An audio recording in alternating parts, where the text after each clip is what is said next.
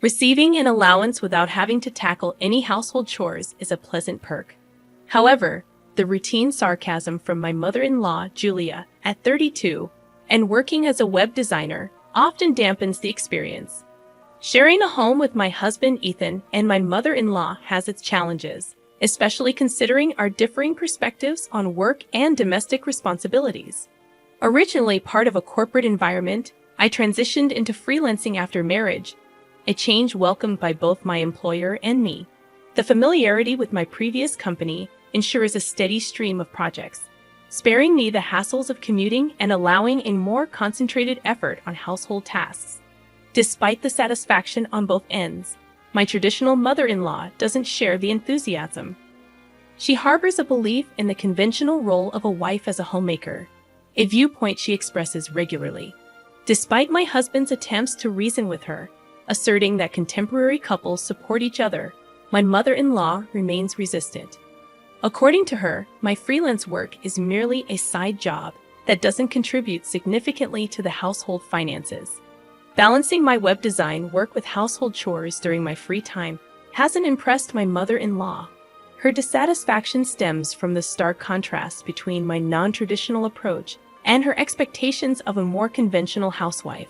In her eyes, I may be perceived as the outsider who, in her mind, stole her only son. Since my husband's father passed away 5 years ago, my mother-in-law has become increasingly dependent on him. While this seems to slightly bother my husband, there's a subtle satisfaction in his acknowledgement of her reliance. Our current residence, acquired by my late father-in-law 30 years ago, now solely belongs to my mother-in-law. The mortgage was settled through life insurance, and the house layout conveniently accommodates our small family, providing me with a suitable workspace.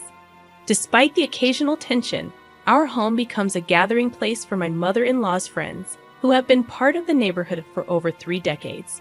When her friends come over, the dynamics in the house take on a different tone. Taking a break from my work, I play the role of a gracious hostess to my mother-in-law's friends, offering them coffee and sweets. Yet every gathering of similarly aged women inevitably transforms into a session of complaints about their daughters-in-law. In the midst of such discussions, I can't help but chuckle as they detail their grievances. My daughter-in-law, they say, frequently returns to her parents' house over trivial matters, spending half the year away from us. According to them, she is financially irresponsible, causing even our son to be at a loss about how to handle her financial habits.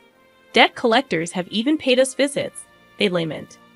The conversations in my workspace often take a humorous turn, with my mother-in-law's friends seemingly competing over who has the most challenging daughter-in-law.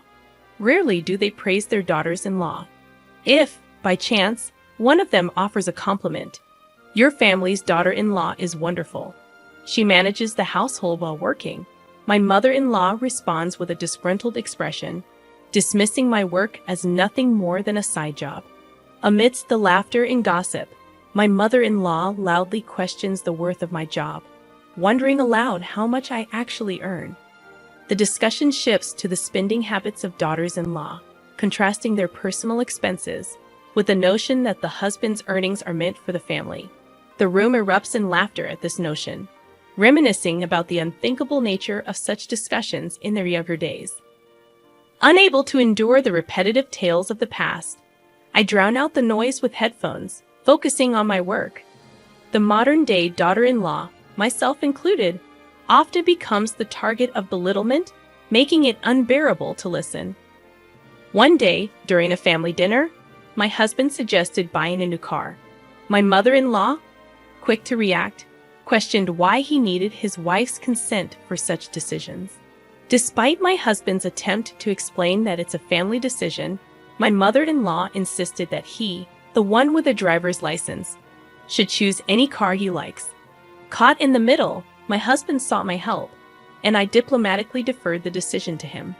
The incident highlighted the ongoing dynamic where my husband always consults both me and my mother-in-law before making significant decisions, a practice my mother-in-law staunchly defended. While not inherently self-centered, my father-in-law had a penchant for making independent decisions, a trait my mother-in-law often lamented. My husband, raised by such parents, developed a belief in avoiding selfishness. On the contrary, my mother-in-law, influenced by the patriarchal behavior of my father-in-law, adhered to the notion that it was the norm. My mother-in-law's irritation towards my husband when he seeks my opinion circles back to me, with accusations that I am always too strict.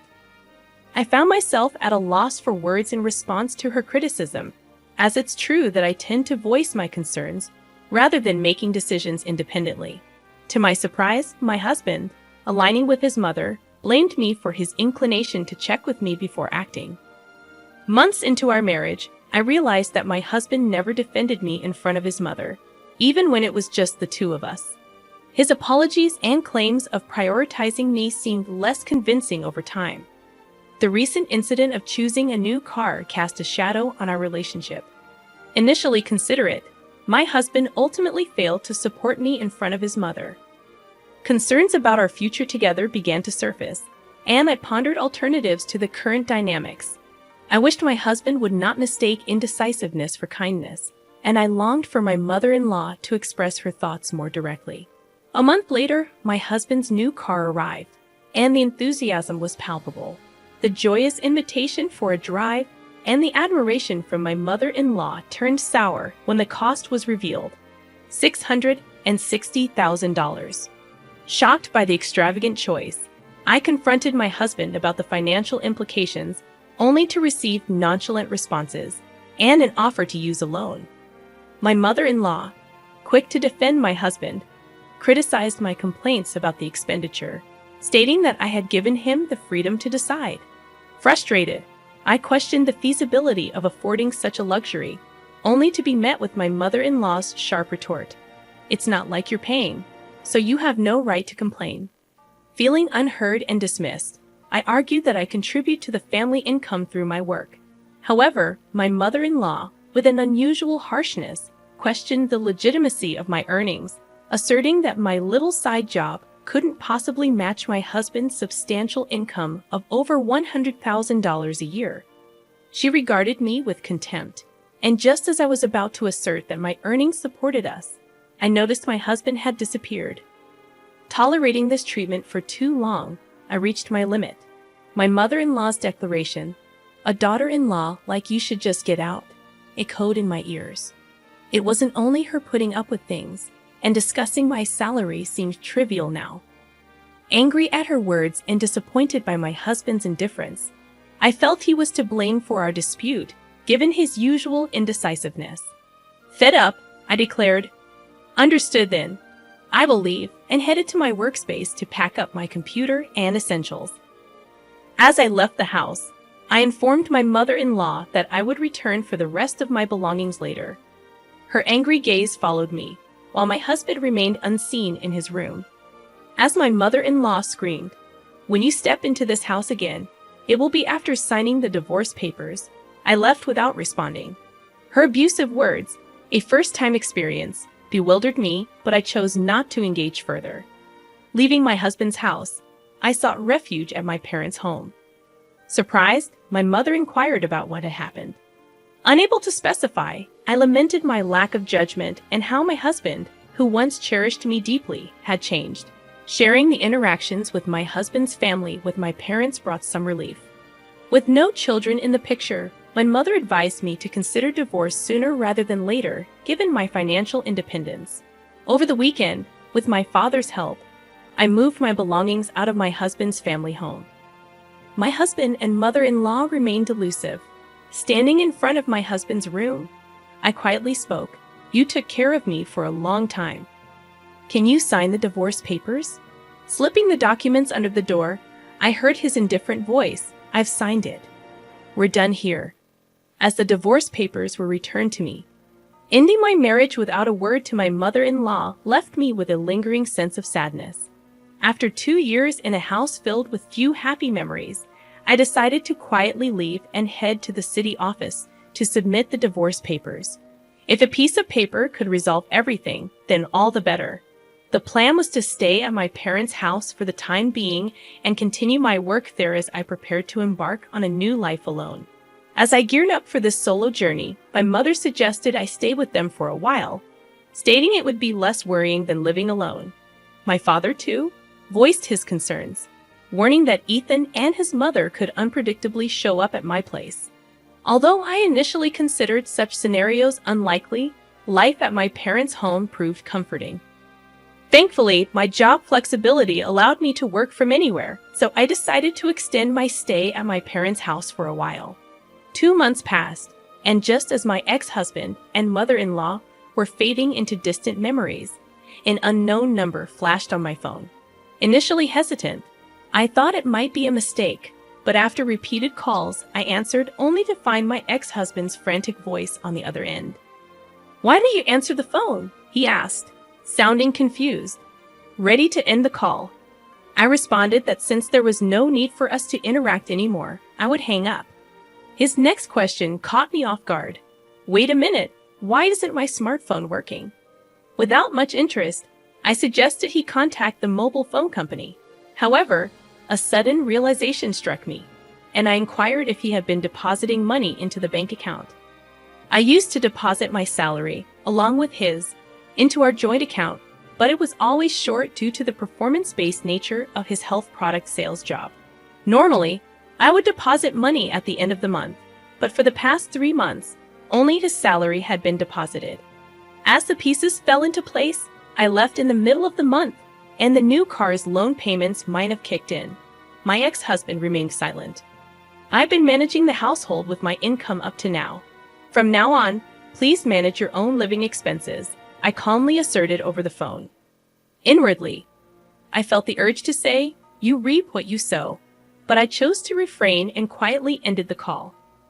It occurred to me that my ex-husband had never disclosed his true income to his mother. It seemed she was unaware that our post-marriage livelihood was predominantly based on my salary. Perhaps my ex-husband was too ashamed to admit that his wife earned more than he did. Despite the general knowledge that basic utilities like electricity and water aren't easily cut off, it became evident that mobile phone service could be the first to go. One holiday morning, the house intercom insisted, signaling trouble. My father sternly informed someone at the front door, "We don't want to be involved with you anymore. Please leave." Sensing something serious, I rushed to the entrance with my mother. My former mother-in-law's voice sounded from the intercom, requesting a moment to talk. Tensing up, I faced her, and just as my father predicted, she had come to our home. Anger filled her face as she exclaimed upon seeing me. She blamed me for not making the monthly deposit, resulting in the electricity and water being cut off. We were all stunned by this revelation, unsure of what she meant. My ex-husband, attempting to intervene, declared, "Mom, stop it. Julia is no longer involved with us." However, his mother brushed off his hand, continuing her rage. "Ethan earns $5,000. How can this happen?" I corrected her quietly, revealing that the $5,000 was actually my income. Shocked by my declaration, she turned to my ex-husband. He admitted, almost inaudibly, that his take-home pay was about $500. My former mother-in-law stared at me in astonishment, and I clarified that my income was not just from an allowance, but a regular job. She then asked about Ethan's take-home pay, and he responded, "About $500. After a moment of silence, she made an unbelievable proposition. "Julia, how about coming back? It was a joke to ask you to leave." Firmly refusing, I stated that we were already divorced, and it was no longer my concern. Despite my refusal, she persisted, suggesting that everything could be resolved if I got back with Ethan. My father, in a forceful tone, demanded they leave and warned of involving the police if they didn't. They left hurriedly, stumbling away as my father warned them not to step foot in our home again.